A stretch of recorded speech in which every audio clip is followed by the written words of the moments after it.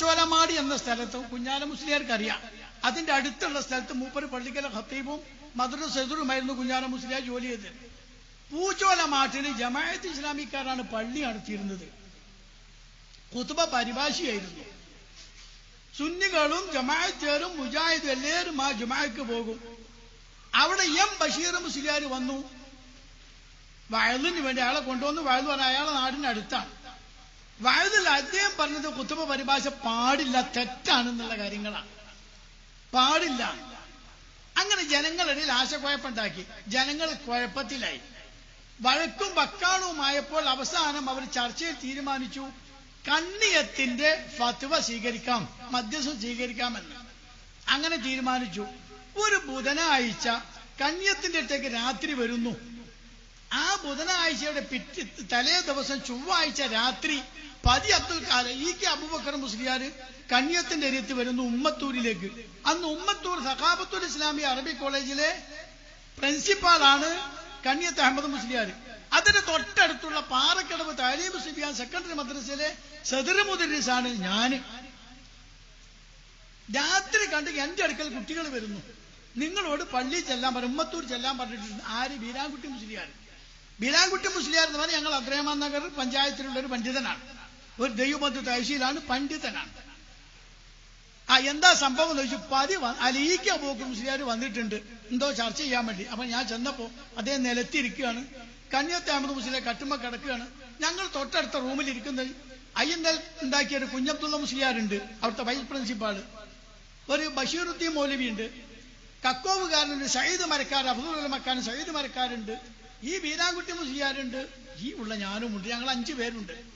ഞങ്ങൾ ജനാലയത്തിനുള്ള കൂടെ നോക്കി കാണുന്നു.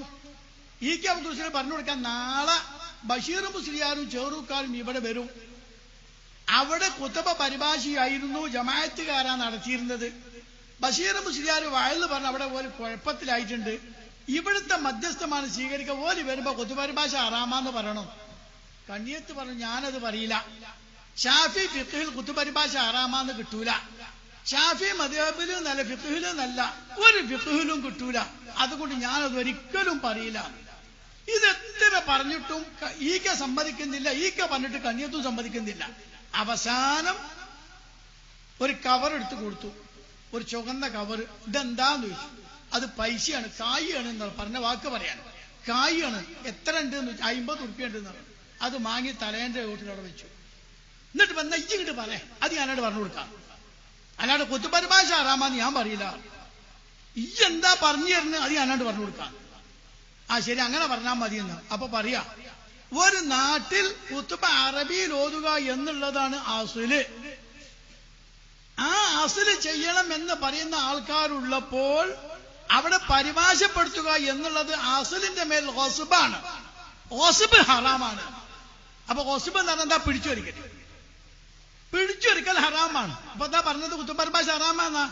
അല്ല, ഗസ്ബ് ഹറാമാന്നാ പറഞ്ഞത്. എന്താ ഗസ്ബ്? പിടിച്ചൊരിക്കല്. നിങ്ങളേക്ക് മുണ്ട് പിടിച്ചെടുക്കല്, മുതല് പിടിച്ചെടുക്കലൊക്കെ പിടിച്ചെടുക്കൽ ഹറാമാണ്. അപ്പൊ അസലിന്റെ ഗസ്ബ് ഹറാമാണ്. ഇത് കണ്ണിയത്ത് അഹമ്മദ് മുസ്ലിയാർ ഒരു 4-5 പ്രാവശ്യം മടക്കി പറഞ്ഞ ഇത് ഞാൻ പറയാം. ഇതിന് ഖുതുബ പരിഭാഷ ഹറാമാന്നൊന്നും പറയില്ല. അത് ഞാൻ ഒരിക്കലും പറയില്ല. ഇത് ഞാൻ അങ്ങോട്ട് പറയാന്ന് പറഞ്ഞു. അങ്ങനെ രാത്രി ഒരു 2:30 മണി 3 മണി ആയിട്ടുണ്ടാവും. കണ്ണിയത്ത് ഇ.കെ. പോയി. ഞാനും ഒരു സൈക്കിളുമേല് പാലക്കടവിലേക്ക് ഞാനും പോയി.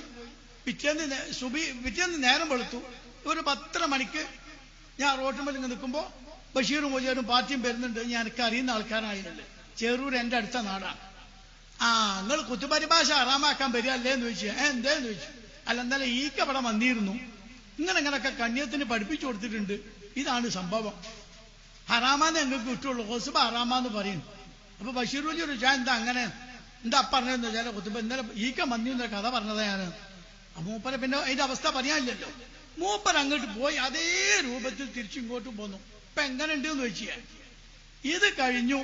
ഇവരൊക്കെ അങ്ങ് പോയപ്പോ ഞാൻ നേരെ പോയി പാറക്കടവ് പള്ളിയിൽ ഖാദിയാർ അടുക്കല്. കണാരന്റെ അഹമ്മദ് മുസ്ലിയാർ എന്ന് പറഞ്ഞാൽ നല്ലൊരു ഫഖീഹാണ്, പണ്ഡിതനാണ്, പക്വമതിയാണ്, വിവരമുള്ള ആളാണ്. മൂപ്പരോട് എന്ത് വിവരങ്ങളൊക്കെ പറഞ്ഞു.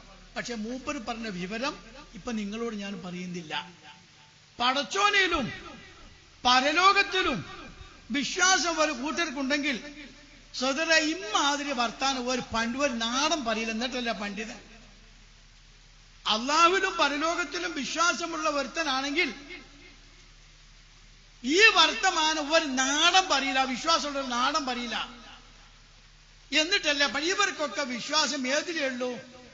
തന്റെ സ്ഥാനമാനങ്ങൾ നഷ്ടപ്പെടാതിരിക്കാനും തന്റെ കീശ വീർക്കുക എന്നുള്ളതുമല്ലാതെ ഇവർക്ക് മറ്റൊരു പേടിയുമില്ല. അത് നഷ്ടപ്പെടുന്നില്ല പേടിയും മറ്റൊരു വിശ്വാസവും ഇവർക്കില്ല എന്ന് ആ കണാരണ്ടിയിൽ അഹമ്മദ് മുസ്ലിയാർ ആ മഹാപണ്ഡിതൻ എന്നോട് പറഞ്ഞപ്പോ ഞാൻ ചിന്തിക്കണം, പടച്ചോനെ ഇക്കൂട്ടരെ കൂടെ നടന്നാൽ ഈമാനോട് കൂടെ മരിക്കാൻ ഒരിക്കലും സാധ്യമല്ല,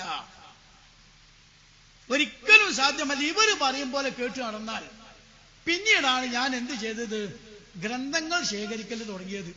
സലഫി ഗ്രന്ഥങ്ങൾ. അതിനു മുമ്പ് കണ്ടുകൂടാത്തതാണ്. പ്രസംഗിച്ച് നടക്കും, കിട്ടുന്ന സമയത്തൊക്കെ അവർക്ക് എതിരായിട്ട് പ്രസംഗിക്കും.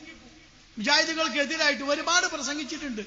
ഉമർ മൗലവിനൊക്കെ ഞാൻ ഒരുപാട് വിമർശിച്ചിട്ടുണ്ട്. അദ്ദേഹത്തെ കൊണ്ട് അവസാനം പൊരുത്തപ്പെടിച്ചിട്ടുമുണ്ട്. ഒരുപാട് വിമർശിച്ചിട്ടുണ്ട്. ഒരുപാട് എന്റെ ഉപ്പാന്റെ പെങ്ങളെ മകനാണ് കെ എം മൗലവി, അദ്ദേഹത്തെയും വിമർശിച്ചിട്ടുണ്ട്. പക്ഷെ പിന്നീട് എന്ത് ചെയ്തു? അതൊക്കെയും തിരുത്തേണ്ടി വന്നു. തിരുത്തി കിതാബ്